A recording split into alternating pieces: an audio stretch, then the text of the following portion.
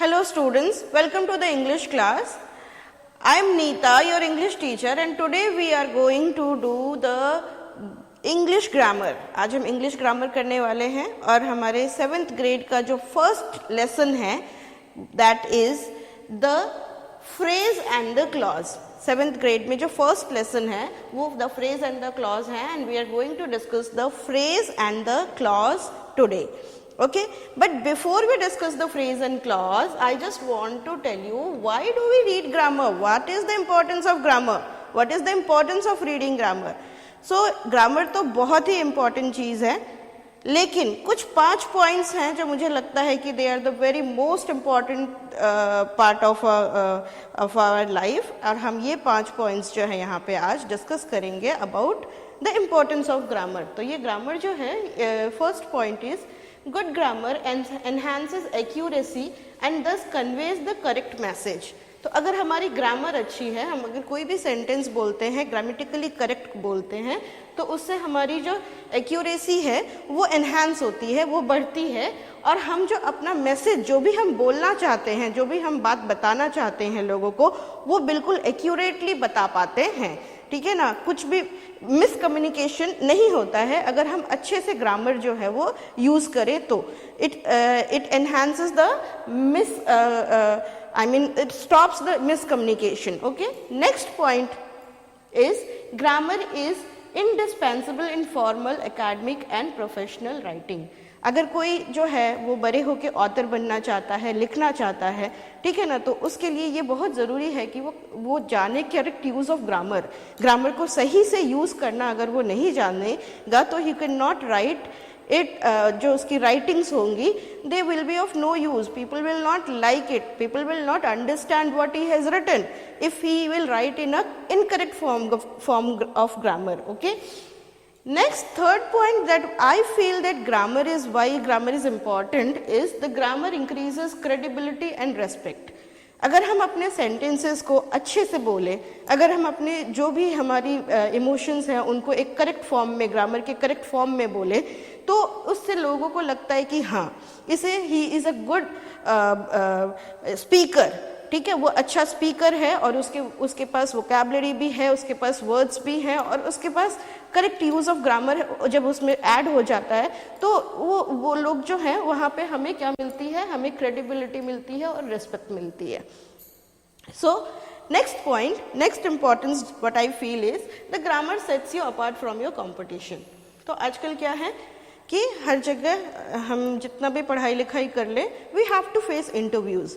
अगर हमारी grammar, if we are grammatically very sound, अगर हम ग्रामेटिकली बहुत अच्छे हैं तो हमें इंटरव्यूज़ फेस करने में बिल्कुल भी प्रॉब्लम नहीं आती है. हम और लोग जो इंटरव्यूअर्स होते हैं वो भी हमसे काफ़ी इम्प्रेस होंगे अगर हम करेक्ट ग्रामेटिकली सारे सेंटेंस जो हैं वो सही से हम बोलेंगे तो. और लास्ट जो है grammar boost our confidence. Obviously जो इंटरव्यूज़ होती हैं अगर हमें पता है कि हमें क्या बोलना है और हमें कॉन्फिडेंट होता है कि yes whatever we are saying वो ग्रामेटिकली भी करेक्ट है, वो जो है पॉइंट तो सही ही है बिकॉज ऑफ माई नॉलेज और वो ग्रामेटिकली भी करेक्ट है because of my good grammar, तो हमें क्या आता है, हमारा कॉन्फिडेंस जो है वो बूस्टअप होता है, वो हमारा कॉन्फिडेंस जो है वो बढ़ता है. So these are the 5 important points of the grammar why I feel we should read grammar.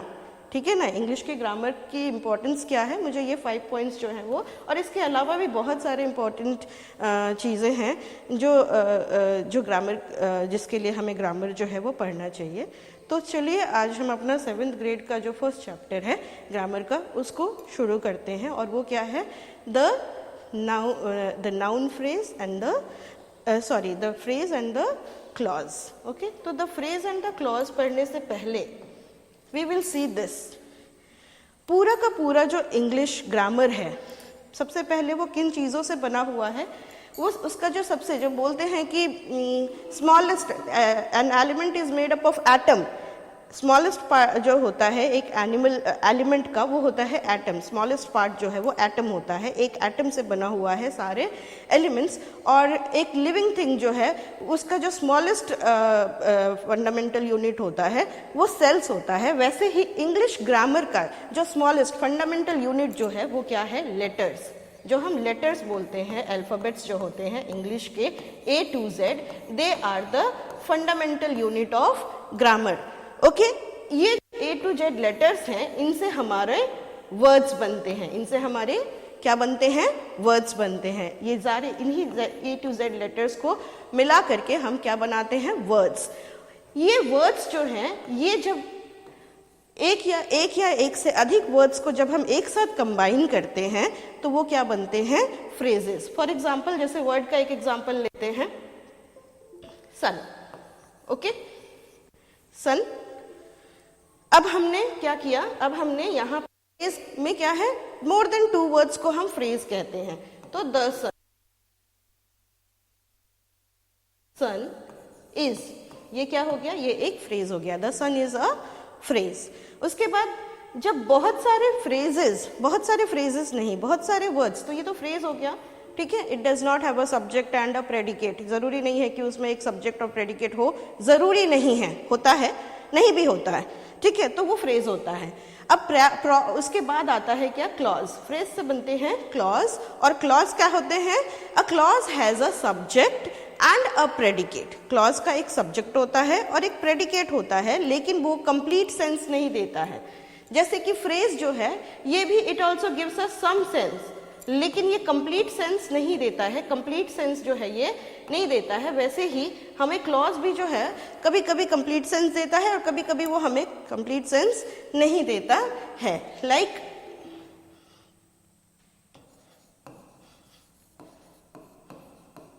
while it was raining, while it was raining, अगर हम बोलते हैं कि while it was raining, तो ये जो है, this is a clause, it has a subject and it has a predicate, okay, but it does not give us a complete sense, पूरा सेंस नहीं। while it was raining जो है हमें वो पूरी तरह से नहीं बता रहा है कि क्या बात है।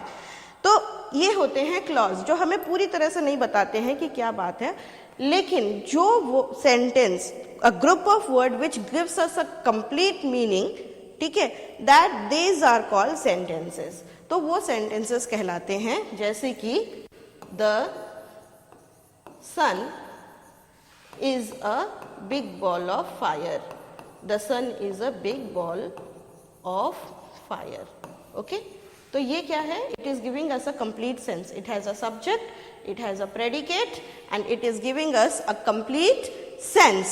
तो ये क्या है, ये हमारा sentence है। So what is the fundamental unit of a grammar? It is our L letters, A to Z letters, letters से बने हैं words, words से बने हैं phrases, phrases से बने हैं clauses, और clause से बनता है sentence which gives us a complete meaning। तो आज हम पढ़ेंगे क्या, फ्रेजेस और क्लॉजेस के बारे में पढ़ेंगे। वर्ड्स तो हम जानते ही हैं, हमने पार्ट्स ऑफ स्पीच किया हुआ है इन आवर प्रीवियस क्लासेस, और हम सब कुछ, हम जो है पार्ट्स ऑफ स्पीच जो है वो सारे वर्ड्स, इंग्लिश के जितने भी वर्ड्स हैं, they are divided into 8 part of speech, जो कि हम पढ़ते आ रहे हैं। स्टैंडर्ड 1 से हमें पढ़ाया जा रहा है और हम इसे पढ़ते आ रहे हैं, ठीक है। और फिर उसके बाद क्या है कि अब हम पढ़ेंगे कि क्या फ्रेज क्या होता है और क्लॉज क्या होता है। तो सबसे पहले हम पढ़ेंगे कि फ्रेज क्या होता है, phrase. Okay, what is a phrase, phrase क्या है, what is a phrase. Words can be group together but without a subject और अ प्रेडिकेट और a verb, this is called phrase. तो जब वर्ड्स को हम बिना सब्जेक्ट के, बिना प्रेडिकेट के अगर हम ग्रुप करते हैं तो वो कहलाता है फ्रेज। ओके, वो कहलाता है फ्रेज, ठीक है। Because a phrase is neither, जैसे कि एक एग्जाम्पल है,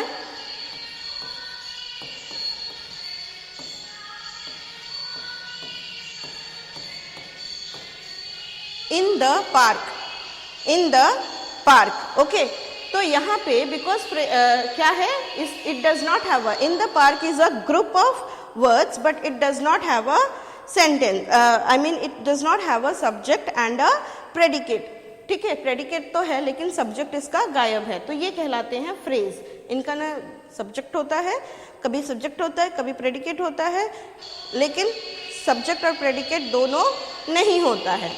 because a phrase has neither subject not verb, it can form a predicate. तो एक जो फ्रेज है उसका सब्जेक्ट भी नहीं होता है, ना वर्ब होता है, तो ये प्रेडिकेट नहीं बना सकता है। Okay, this is a structure that must contain a verb. तो ये एक ऐसा स्ट्रक्चर है जो that must contain a verb and it tells you something about what subject is doing. तो अगर हमारा जो एक सब्जेक्ट होता है और एक प्रेडिकेट होता है, वो अगर हमारे पास है तो हम तो फिर वो जो है हमें कंप्लीट मीनिंग देगा। ठीक है, तो फ्रेज जो होते हैं they can be very short.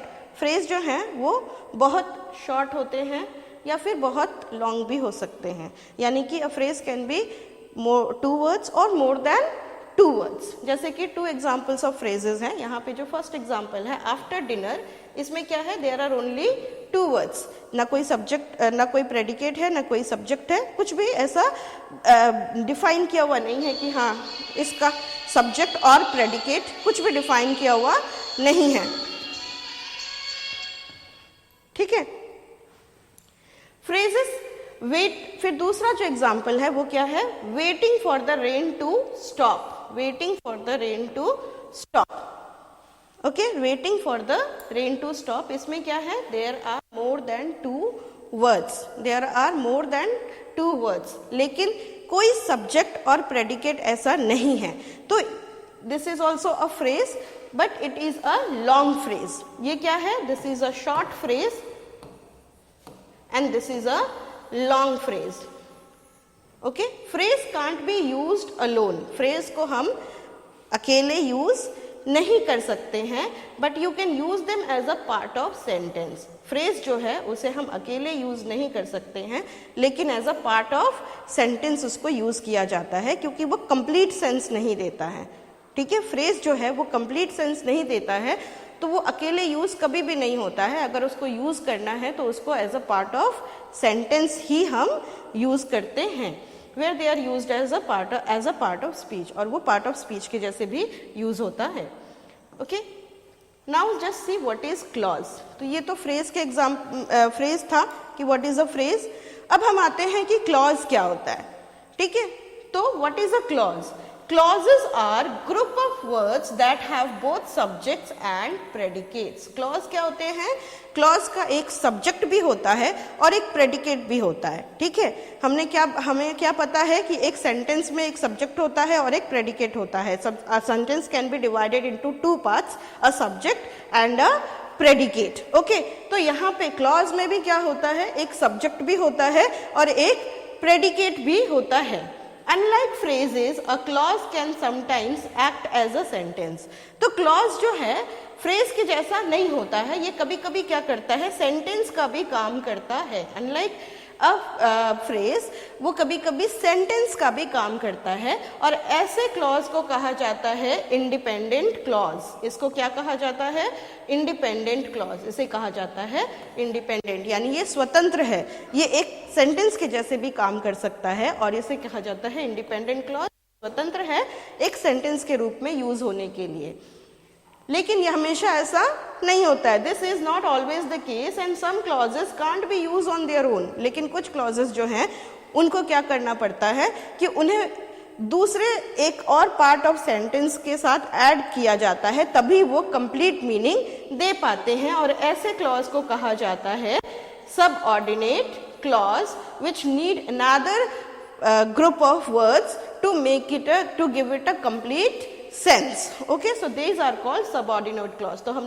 क्या बोला कि clause are of 2 types, one independent clause and one subordinate clause. तो independent clause can be used as a sentence, but subordinate clause need one more sentence to give it a complete sense. Okay,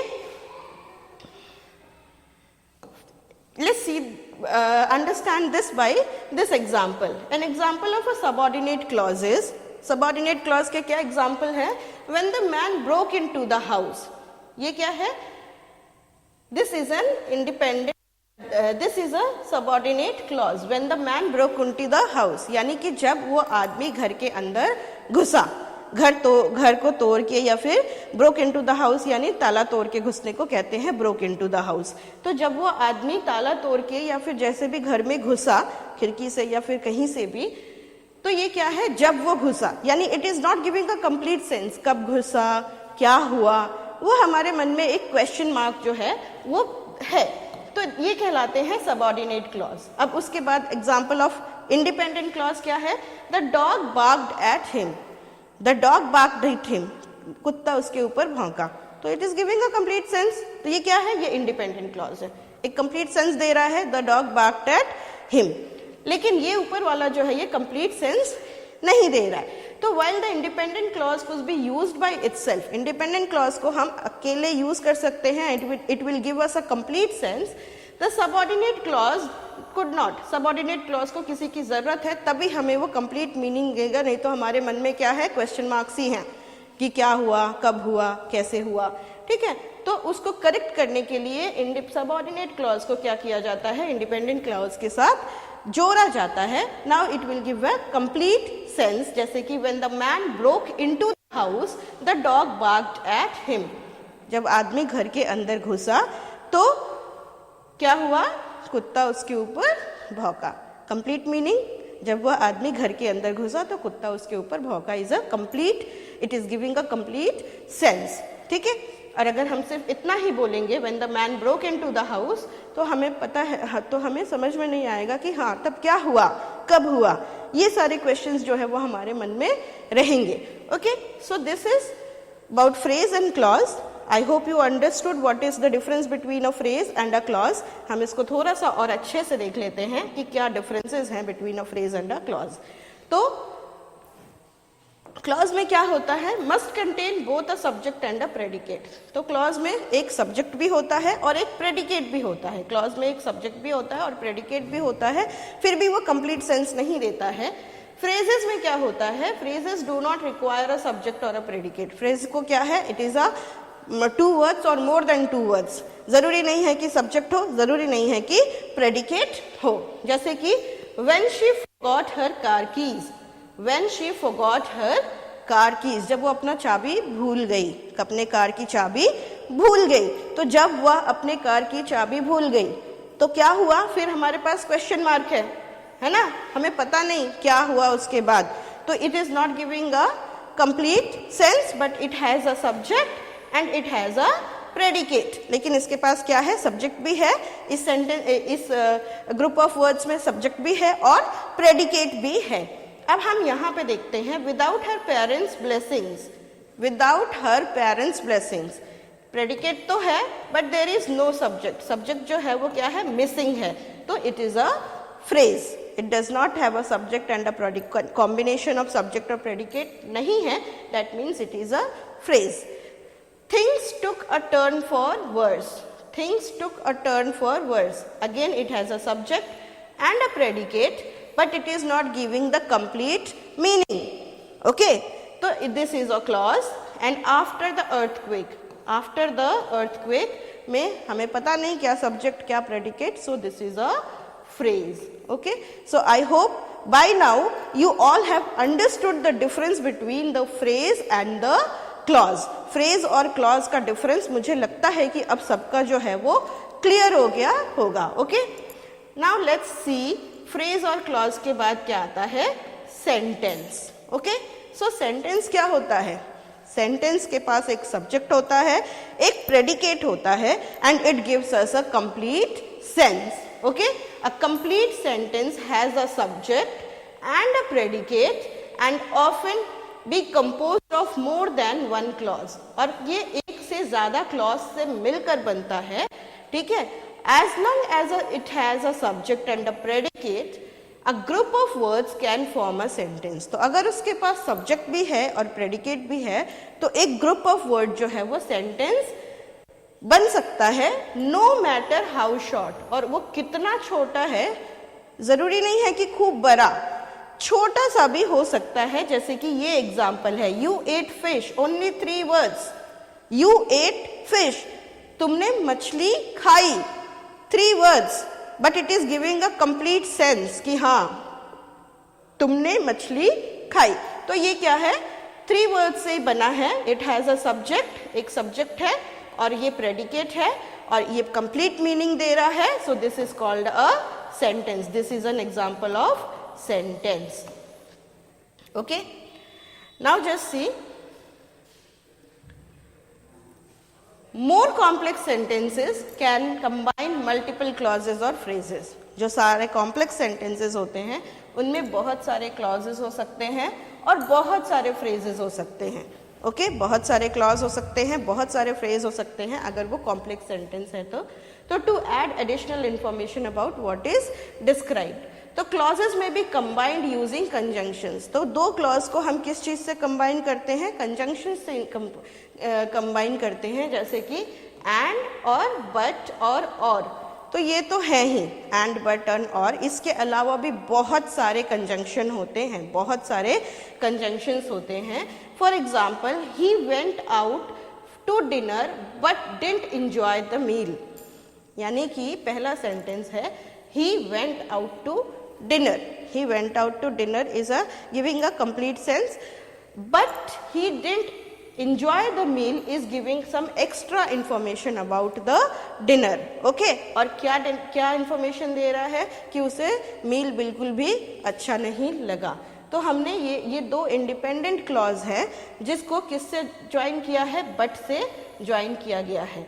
He went out to dinner and he didn't enjoy the meal, ये 2 independent clause हैं जिनको हमने क्या किया है, but से combine किया है विद द कंजंक्शन। तो it is a complex sentence. ये क्या है, ये बड़ा सेंटेंस है। हमने इसके पहले जो यू एट फिश देखा था वो क्या था, वो छोटा सेंटेंस था, सिंपल सेंटेंस था, और ये क्या है, this is a complex sentence. क्यों, क्योंकि इसमें 2 इंडिपेंडेंट क्लॉज जो हैं वो जुड़े हैं, और किससे जुड़े हैं, बट से। Okay, so this was all about sentence, phrase and clause. अब हम इसको एक बार फिर से इसके तीनों के डिफरेंस देख लेते हैं। A clause is a group of words that functions as a part of sentence. Okay, a phrase is a group of words that functions as a part of sentence. तो दोनों क्या है, part of sentence है, पूरा sentence नहीं है, part of sentence है। इन दोनों का लेकिन डिफरेंस क्या है, it does not have a subject and a predicate and it has a subject and a predicate. उसके बाद next है, it contains subject plus verb combination. clause को के पास subject होता है और verb होता है, और phrase can make sense but does not convey a complete thought.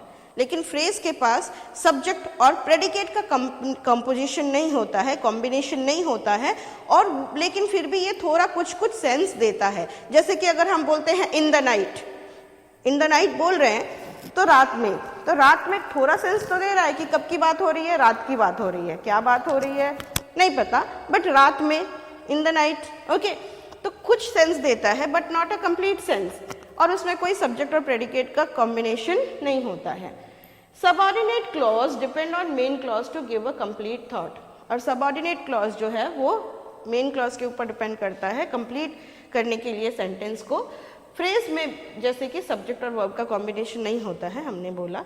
अब सेंटेंस जो है, सेंटेंस क्या है, is a set of words which give complete meaning without depending on any other word. तो सेंटेंस क्या है, it is a group of word जो पूरा मीनिंग देता है। It has a subject, it has a predicate, और उसको किसी के ऊपर भी डिपेंड नहीं होना है कि हाँ मेरा मीनिंग कंप्लीट नहीं है, मुझे और वर्ड्स चाहिए तो वो मीनिंग कंप्लीट होगा, ये सब उसमें नहीं होता है। Okay, subject tells us who और what the sentence is about.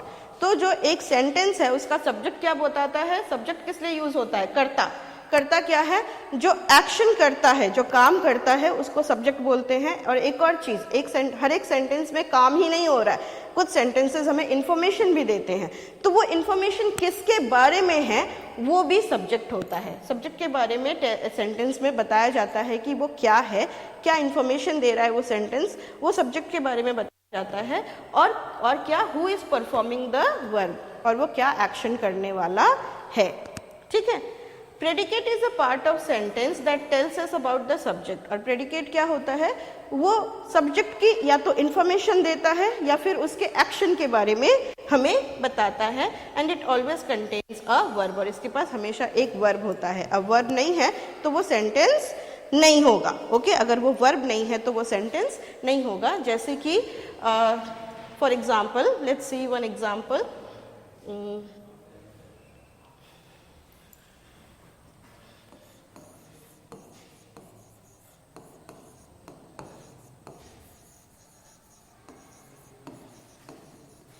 तो ये क्या है, Ram is a good boy. Ram is a good boy में राम क्या है, सब्जेक्ट है। और प्रेडिकेट में क्या किया जा रहा है, राम के बारे में एक इंफॉर्मेशन दी जा रही है कि राम क्या है, राम अच्छा लड़का है। ठीक है, तो दिस इज द सब्जेक्ट, इसके बारे में हमें बताया जा रहा है किसमें, प्रेडिकेट में। ठीक है, दिस इज प्रेडिकेट, ये प्रेडिकेट है जिसमें हमें बताया जा रहा है कि राम जो है वो कैसा लड़का है। अब देखो,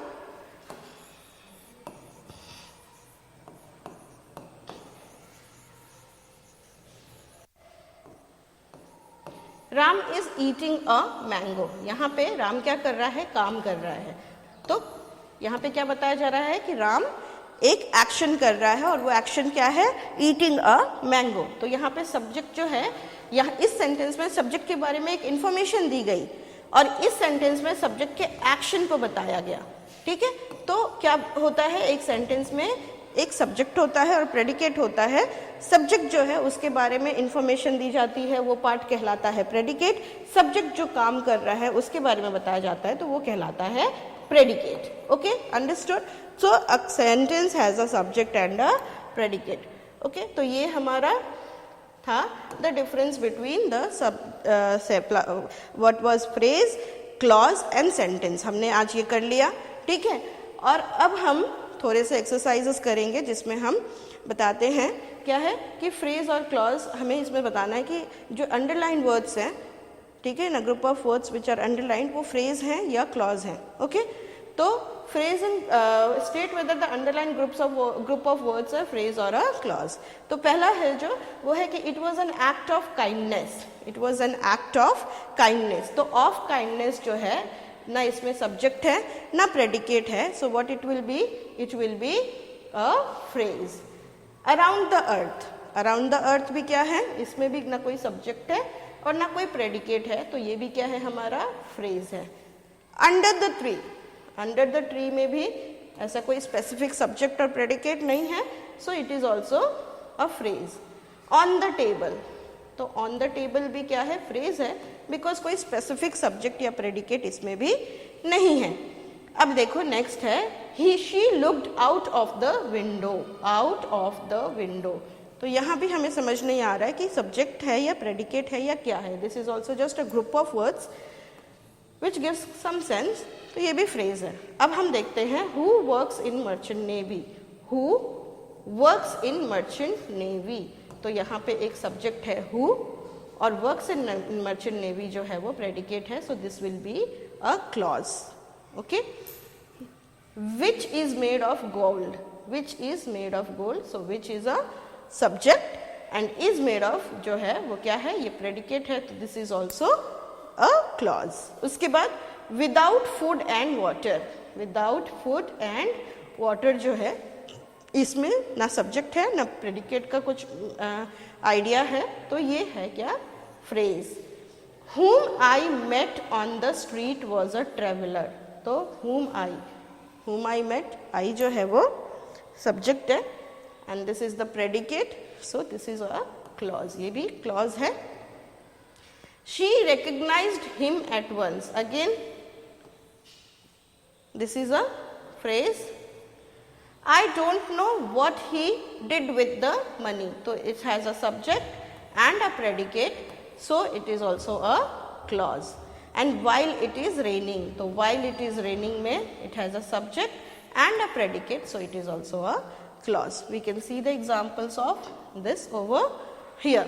Okay, so यहाँ पे देखो ये आंसर्स है इन इसके, एंड विद दिस आज हमने क्या किया, what is the difference between a phrase, a clause and हमने फ्रेज को डिफाइन किया, क्लॉज को डिफाइन किया और सेंटेंसेस को डिफाइन किया, और हम अपने नेक्स्ट वीडियो में पढ़ेंगे what are the types of clause and what are the types of phrase. Okay, till then bye bye, take care and